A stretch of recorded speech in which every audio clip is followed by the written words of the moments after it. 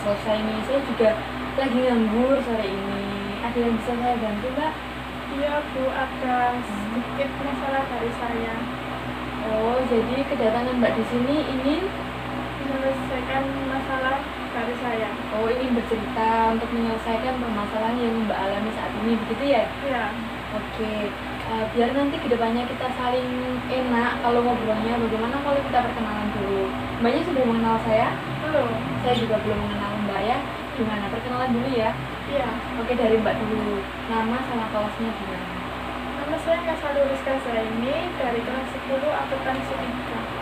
Oh, dari kelas 10 akuntansi 3. Biasa dipanggil Mbak siapa ini? Biasa dipanggil Rizka. Oke, berarti Mbak Rizka dari kelas 10 akuntansi 3. Iya. Oh, berarti masih bisa dianggap murid baru lah ya, soalnya masih kelas 10 ini ya. Iya. Oke, wah, perlu diapresiasi ini keberanian Mbak Rizka untuk datang ke ruang BK ini. Soalnya memang beberapa anak, enggak beberapa, mungkin kebanyakan anak itu, kebanyakan murid itu takut kalau misal masuk ke ruangan BK, soalnya mungkin persepsi mereka itu tentang BK itu jahat gitu ya. Tapi Mbak Rizka di sini memiliki keberanian untuk bercerita. Oke, bagus itu ya. Nah, kalau saya sendiri Mbak Rizka namanya Aiza. Di sini Mbak Rizka terserah mau manggil saya apa, terserah mau manggil sebutan Bu, Kak atau Mbak, terserah. Senyamannya Mbak Rizka saja, gitu ya. Saya tidak menuntut Mbak Rizka untuk memanggil saya Bu, tidak seperti itu. Ya, gitu. Pokoknya intinya senyamannya saja ya. Iya. Oke, tadi kan Mbak Rizka ingin bercerita gitu ya. Iya. Ini tempat duduknya sudah nyaman belum ini? Sudah. Sudah? Sudah. Bagaimana kalau ruangannya mungkin suhunya, kipasnya mungkin Sudah pas. nggak dingin atau nggak panas? Iya. Biasa ya? Iya. Soalnya mendung juga ya, hawanya rada dingin jadi enak. Oke, berarti nggak ada masalah kan ya Mbak ya dari ruangan tempat duduk sampai suhunya? Enggak. Ada, nyaman ya? Nggak Iya. ingin pindah tempat? Enggak. Nggak ya, beneran ya? Iya. Oke, saya lagi deh Mbak Rizka ya. Nah, tadi kan Mbak Rizka di sini ingin bercerita ya, bercerita tentang permasalahan yang Mbak Rizka alami dan ingin menyelesaikannya, begitu ya? Iya. Oke. Nah, dalam dunia BK, dunia, maksudnya dalam bimbingan dan konseling itu, suatu pertemuan tatap muka gini untuk menyelesaikan masalah atau untuk bercerita-cerita itu biasanya disebut sebagai proses konseling Mbak Rizka, seperti itu. Nah, Mbak Rizka di sini sebelumnya udah pernah belum melakukan proses konseling di waktu SMP-nya mungkin? Belum pernah. Belum pernah sama sekali? Belum. Oke, berarti baru pertama kali ini ya? Iya. Oke, nah, dari pemikiran Mbak Rizka setelah mendengar kata konseling itu, Mbak Rizka berpikir seperti apa sih konseling itu? Ya, setahu saya sih konseling itu cuma tempat curhat-curhatnya murid. Oke, jadi menurut Mbak Rizka konseling itu tempat curhatnya murid-murid di sekolah, Iya. gitu ya? Iya. Oke, sebenarnya Mbak Rizka, apa yang Mbak Rizka katakan itu tidak salah, tapi juga kurang tepat istilahnya seperti itu. Nah, ini saya diberi kesempatan tidak untuk meluruskan apa sih arti konseling sebenarnya. Diberi ya? Iya, diberi. Oke, terima kasih ya Mbak Rizka.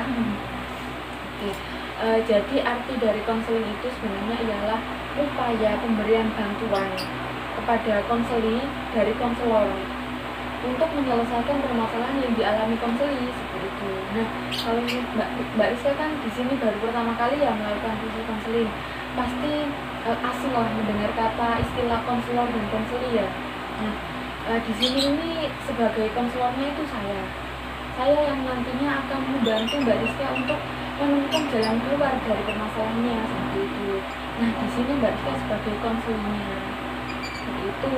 Nah, tapi perlu digarisbawahi benar-benar yang menemukan jalan keluar, yang menentukan jalan keluarnya di sini bukan saya, tetapi Mbak Rizka sendiri yang menentukan seperti itu. Saya di sini sebagai apa ya, intinya mengarahkan saja gitu. Seperti itu Mbak Rizka. Bisa dipahami Mbak Rizka atau ada yang ingin ditanyakan nih? Iya, paham. Kalau ada yang ingin ditanyakan, ya ada. Apa nih Mbak Rizka kira-kira? Saya mau tanya, apakah benar curhatan saya ini tidak bakal bocor atau tahu ke siapapun guru ataupun siswa-siswa lain? Oke, Mbak Rizka, Saya di sini kan sebagai konselor ya. Nah, di apa namanya konselor itu kita ada kode etiknya seperti itu. Nah, apa sih kode etik ini? Kita harus menjaga kerahasiaannya klien kita, konselor kita seperti itu. Jadi apa yang Mbak Rizka katakan hari ini, apa yang Mbak Rizka katakan di ruangan ini, ya sudah, kita berdua saja yang tahu dengan Tuhan kita masing-masing seperti itu. Jadi bisa dikatakan aman lah. Mbak Rizka jangan khawatir saya akan membeberkan ke guru lainnya atau mungkin ke wali kelas, ke keluarga Mbak Rizka, enggak apa. Bisa dijamin aman lah gitu. Pokoknya apa yang Mbak Rizka katakan ya sudah, kita selesaikan hari ini dan kita saja yang tahu. Ya ini ditanyakan lagi atau mungkin kurang paham nih, atau mungkin suara saya, omongan saya kecepatan nih. Enggak. Sudah paham?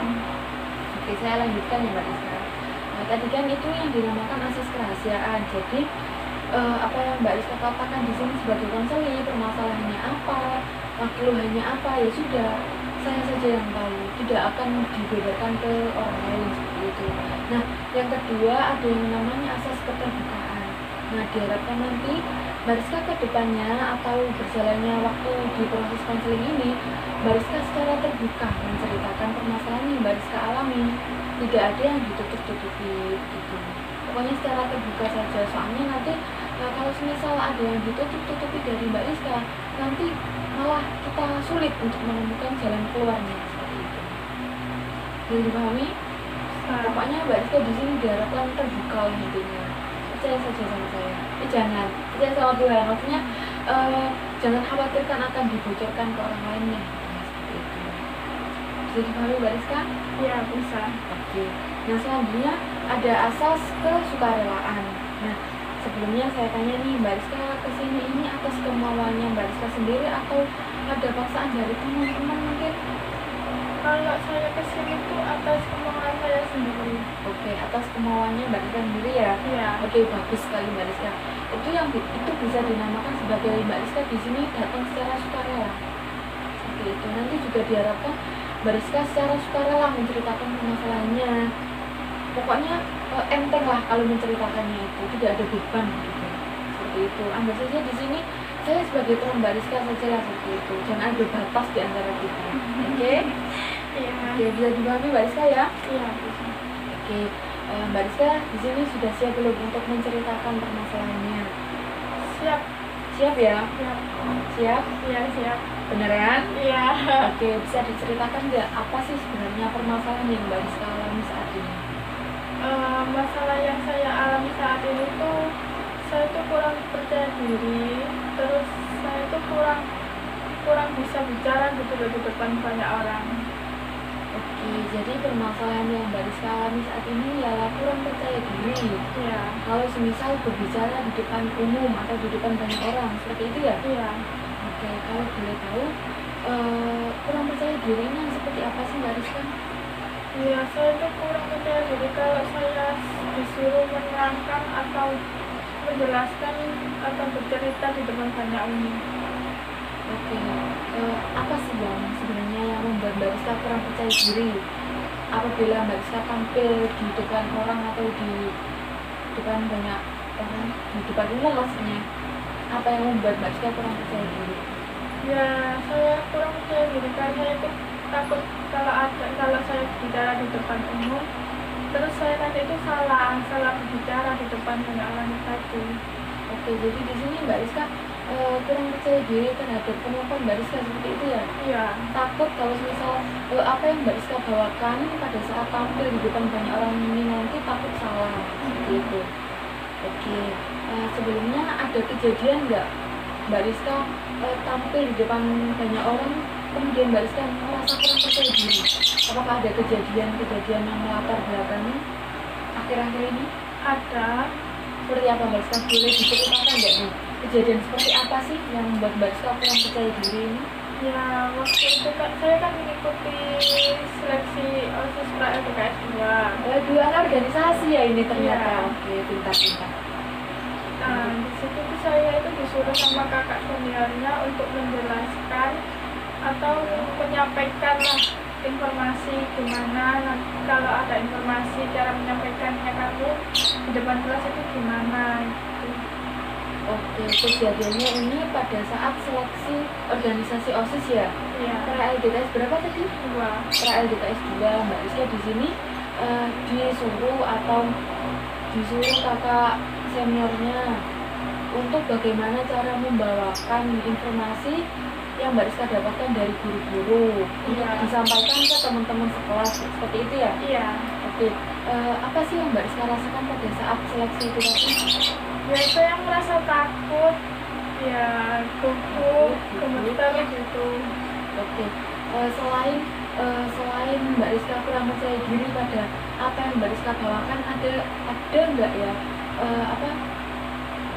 hal lain yang membuat Mbak Rizka kurang percaya diri? Ada. Apa itu kira-kira Mbak Rizka?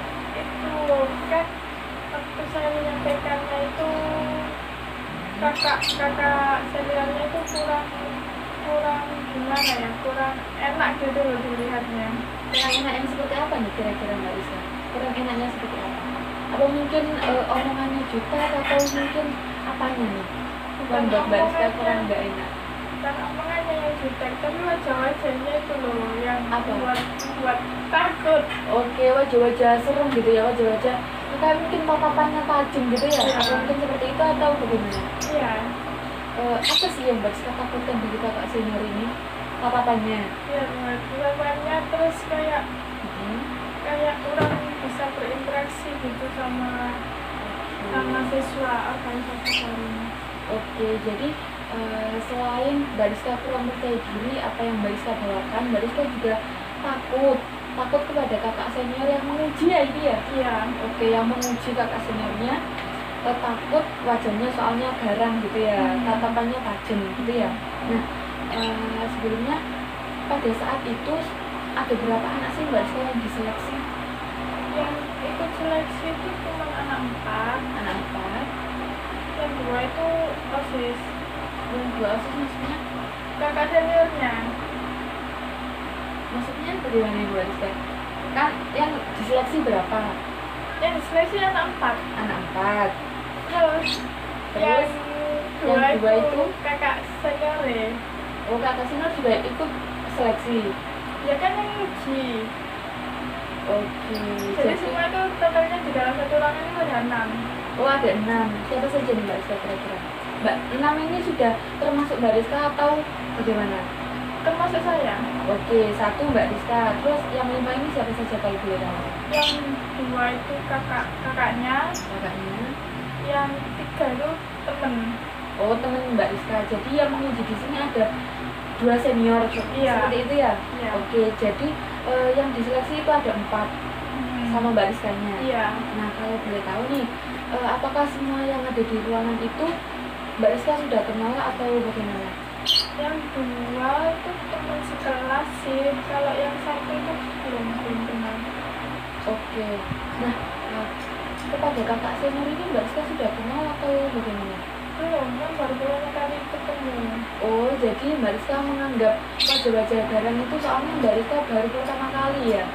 Ya, Soalnya pandangan gitu. pertama ya, Iya. gitu. Oke. Jadi pandangan pertama Mbak Rizka terhadap kakak senior ini tuh tatapannya tajam. Nah, kalau boleh saya tahu nih Mbak Rizka, tatapan dari senior itu tajamnya ke Mbak Rizka saja atau ke 3 orang temannya Mbak Rizka ini juga? Atau bagaimana? Ke semua. Ke semua ya berarti? Semua. Oke.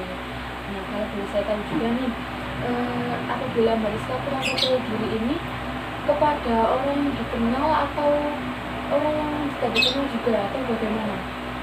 Kalau kepada orang yang saya kenal sih, ya kan udah akrab, jadi nggak perlu percaya, nggak perlu grogi gitu. Menjadi pede ya kalau Ya, kepada pede. orang yang dikenal. Nah, kalau misalnya kepada orang yang tidak dikenal, Ya itu yang buat saya grogi, kan belum Belum pernah kenal. kenal gitu. takut gitu ya.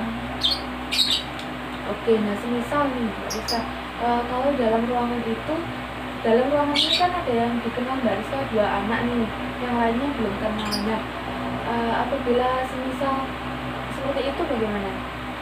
Ada yang sebagian dikenal, ada yang sebagian orang yang tidak dikenal, mungkin lebih dominan ke orang yang tidak dikenal. Apakah Mbak Rizka tetap kurang percaya diri atau bagaimana?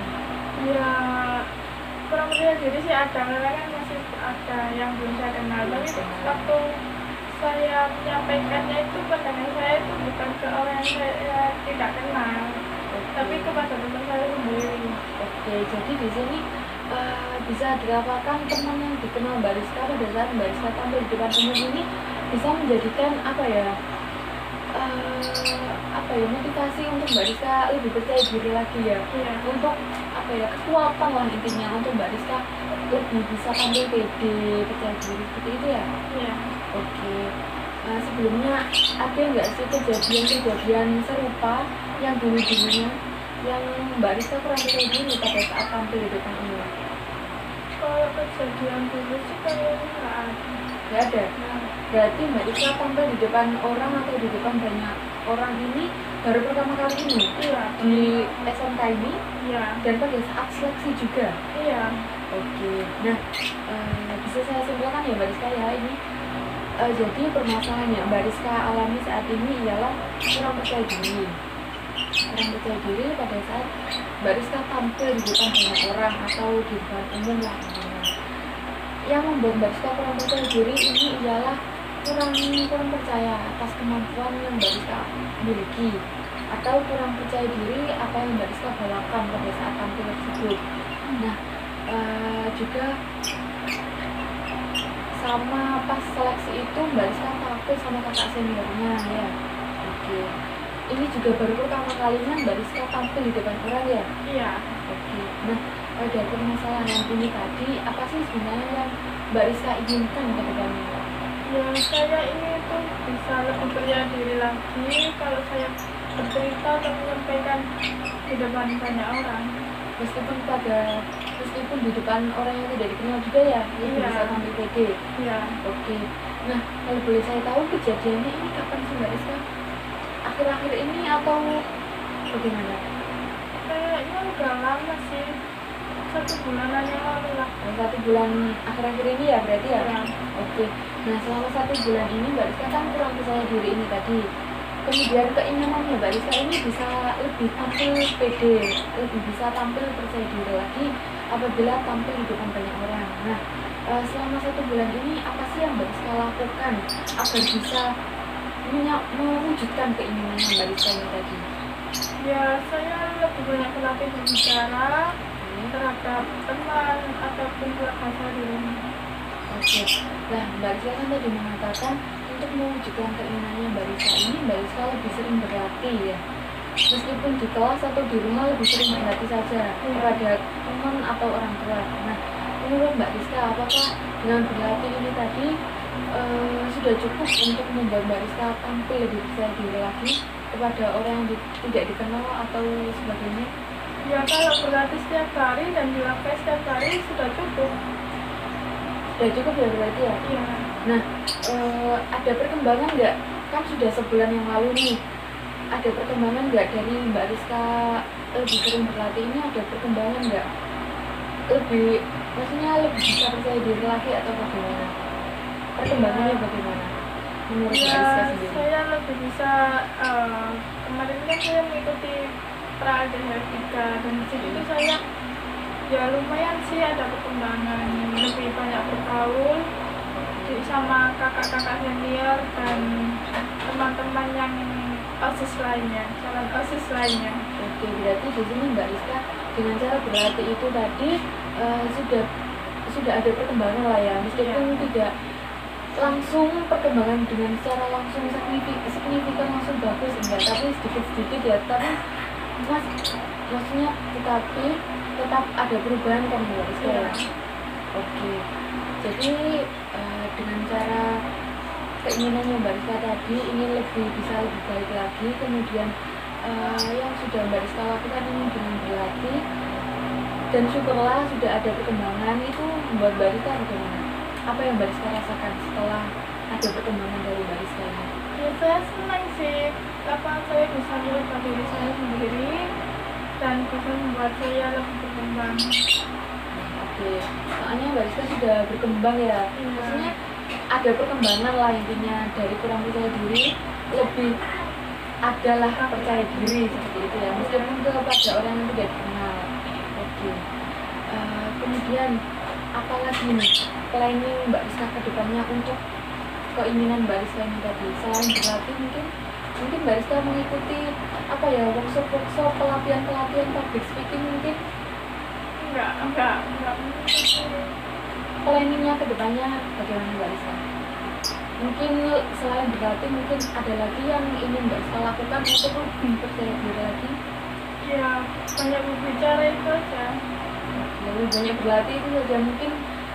Mungkin barista sudah merasa cukup ya lebih banyak berlatih tadi. Oke, berarti planning barista ke depannya yaitu lebih sering berlatih, lebih sering bergaul, atau mungkin lebih sering ngobrol-ngobrol nih sama kakak seniornya untuk bisa pengalaman pengalaman ya. Oke, berarti lebih sering berlatih gitu ya. Nah, berarti menurut Mbak Rizka dengan cara berlatih ini tadi sudah cukup ya? Ya, kurang lebihnya sih sudah cukup. Sudah cukup? Ya. Oke, tadi kan Mbak Rizka sudah mengatakan sudah mengikuti praedik S3 nih. Apakah di praedik S3 itu masih seleksinya masih berbicara di depan orang atau bagaimana? Di depan kakak-kakak atau bagaimana? Ya, mungkin nanti waktu sertifikatnya Ya. berbicara di depan banyak satu SMK. Waduh, iya, soalnya serah terima jabatan ya. Oke, nah nanti kalau semisal pada saat sertifikatnya ini kapan nih kalau boleh saya tahu Mbak Rizka? Ini masih latihannya 3 minggu. Mungkin kalau nggak bulan depan ya nggak tahu sih. Berarti mau ini kan ya? Deket-deket ini. Oke, nah latihan ini tadi Mbak Rizka berarti sama teman-temannya pada saat seleksi ini ya? Maksudnya latihannya sama anak-anak yang ingin masuk OSIS ini tadi ya? Iya. Oke, kita bisa tahu latihannya ini bagaimana sih Mbak Rizka? Ya, latihannya sih Dipimpin oleh kakak seniornya ya? Maksudnya dilatih oleh kakak senior atau mungkin pembina OSISnya nih? pembina OSIS juga ikut dan pembina upacara kayak paskibra itu loh. Mbak Rizky juga ikut paskibra atau bagaimana nih? Enggak ikut, cuman kan dilatih sama anak paskibra. Oke, berarti dilatih selain kakak senior, pembina juga dilatih sama anak-anak paskib nih. Iya. Oke, nah dari ketiga apa ya namanya ini ketiga pelatih ini semuanya Mbak Rizka sudah kenal atau bagaimana? Ya kalau sering ketemu sebagian sih kenal, kalau yang kurang bergaulnya sih masih belum. Nah, kepada ke orang-orang yang belum dikenal Mbak Rizka nih, apakah Mbak Rizka sudah percaya diri atau bagaimana nih? Tadi kan sudah mengatakan Mbak Rizka sering berlatih dan ada perkembangan nih, bagaimana? Ya Biasa saja atau bagaimana nih? Ya usahain aja bisa percaya diri. Karena sudah ada banyak yang dikenal ya. Iya, soalnya udah banyak yang kenal. Jadi bisa saya simpulkan ya Mbak Rizka ya, permasalahan dari Mbak Rizka ini saat ini ialah kurang percaya diri pada saat tampil di depan banyak orang atau tampil di depan umum. Kejadiannya pada saat pra RDKS 2 ya. Oke. Nah, yang membuat Mbak Rizka kurang percaya diri ini tadi ialah Mbak Rizka kurang mampu percaya diri atas apa yang Mbak Rizka miliki, kemampuan apa yang Mbak Rizka miliki. Kemudian ada juga hal yang lain, yaitu takut pada kakak senior yang mengujinya seperti itu ya, soalnya katakannya tajam, kurang bergaul sama anak-anak yang diseleksi seperti itu ya. Kemudian yang Mbak Rizka rasakan pada saat tampil ini tadi ialah grogi, gemeter, gitu ya, gugup. Oke.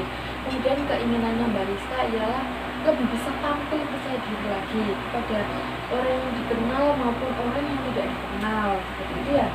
Kemudian apa yang Mbak Rizka lakukan, apa yang sudah Mbak Rizka lakukan ialah dengan cara terus berlatih kepada teman-teman Mbak Rizka dan lebih sering berbicara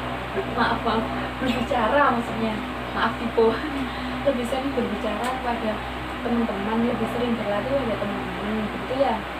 Kemudian dengan seiringnya waktu, seiringnya Mbak Rizka berlatih ini tadi, Mbak Rizka sudah ada perkembangan, yaitu lebih percaya diri, bisa lebih tegas ya maksudnya ya, mengungkapkannya bisa lebih tegas gitu ya. Oke. Kemudian planningnya yaitu lebih giat lagi untuk berlatih seperti itu ya. Iya. Oke. Oke. Nah, dari setelah kita melakukan konseling ini, apa perasaan Mbak Rizka saat ini? Bagaimana perasaan Mbak Rizka? Ya, perasaan saya sih, saya lebih lega lah, ada yang bisa saya kasih curhat gitu. Oke. Nah, menurut Mbak Rizka, apakah kalau misal kita akhiri saat ini, apakah Mbak Rizka sudah lega dan sudah menemukan jalan keluarnya nih? Sudah. Apa nih kira-kira jalan keluar yang Mbak Rizka temukan dari konseling ini tadi? Ya, saya harus banyak berlatih itu tadi, terus Ya. saya harus bisa percaya diri lagi dengan banyak berlatih, terus banyak bicara kepada semua orang lah. Ya, pokoknya tanpa mandang dikenal atau tidak dikenal ya Mbak Rizka. Pokoknya kalau misal kita ada kemauan ya sudah kita jalankan saja seperti itu ya. Iya. Oke, saya juga ikut senang nih Mbak Rizka kalau misal Mbak Rizka sudah menemukan jalan keluar dari permasalahan Mbak Rizka. Oke, jalan keluarnya yaitu lebih sering berlatih, lebih memberanikan diri untuk berbicara kepada orang yang tidak dikenal maupun ke orang yang dikenal seperti itu. Nah, tadi kan Mbak Rizka sudah merasa lega nih, saya juga ikut merasa lega nih soalnya Mbak Rizka sudah menemukan jalan keluarnya. Di sini juga saya turut senang soalnya juga saya ikut membantu untuk menemukan jalan keluarnya Mbak Rizka ini. Iya. Nah, apakah sudah puas atau ada yang ingin ditanyakan lagi nih Mbak Rizka? Sudah puas. Mungkin ada hal lain yang ingin diceritakan mungkin, atau mungkin ada hal yang ingin diucapkan tetapi kok ragu atau bagaimana? Nggak ada. Berarti kalau misalnya kita akhiri di sini Mbak Rizka sudah merasa puas ya? Iya. Berarti kalau misalnya kita akhiri nggak apa-apa ya? Iya, nggak Soalnya apa-apa. ini juga sudah lumayan lama, sudah 20 menitan ini kita berbicara. Ya. Bisa diakhiri atau benar-benar pulang nggak nih Mbak Rizka? Udah bisa diakhiri. Oke, nanti kalau semisal Mbak Rizka ada yang maksudnya ada yang ingin diceritakan lagi, Mbak Rizka jangan sungkan datang ke sini ya. Iya. Karena Mbak Rizka keberaniannya ini sudah bisa diapresiasi lah. Soalnya Mbak Rizka di sini masih kelas 10, tetapi sudah berani untuk masuk ke ruangan BKM ini, sudah berani untuk menceritakan penghasilannya seperti itu. Nanti diharapkan Mbak Rizka juga mengajak teman-temannya memberikan apa ya istilahnya motivasi kalau misal BK itu enak loh, maksudnya kalau misal kita curhat itu enak. Siapa yang masuk ke ruang BK itu nggak semuanya nakal seperti itu, soalnya ada memang persepsi orang itu semua yang masuk ke ruang BK itu pasti dicap nakal seperti itu ya. Banyak kasus. Iya, banyak kasus seperti itu. Nah, nanti diharapkan Mbak Rizka jangan sungkan pokoknya datang ke sini. Nanti kita bisa calling atau nanti bisa langsung temui saya di ruangan ini seperti itu. Saya biasanya soalnya free-nya itu ya sore-sore gini. Dan nanti pokoknya misal kalau tidak ada saya, misal kalau Mbak Rizka menemui saya ternyata saya tidak ada, mungkin bisa dicari di ruang guru ya Mbak Rizka. Iya. Pokoknya jangan sungkan lah. Terima kasih juga Mbak Rizka sudah mempercayakan cerita ini kepada saya. Saya sudah lega kalau Mbak Rizka sudah menemukan jalan keluarnya Mbak Rizka dari permasalahan yang Mbak Rizka alami. Nah, kalau sebelum saya akhiri nih benar-benar nggak ada yang diungkapkan lagi atau bagaimana nih? Nggak ada. Sudah habis. Sudah ya? Oke, semoga nanti organisasi OSIS-nya Mbak Rizka ini lancar, sekolahnya juga lancar ya. Amin. Semoga nanti misal ada perkembangan nanti bisa kita evaluasi bareng seperti itu ya. Iya. Kalau gitu, saya terima kasih ya Mbak Rizka sudah berani ya pokoknya ya. Terima kasih. Iya. Kalau gitu saya akhiri. Wassalamualaikum warahmatullahi wabarakatuh. Waalaikumsalam warahmatullahi wabarakatuh. Terima kasih Mbak Rizka.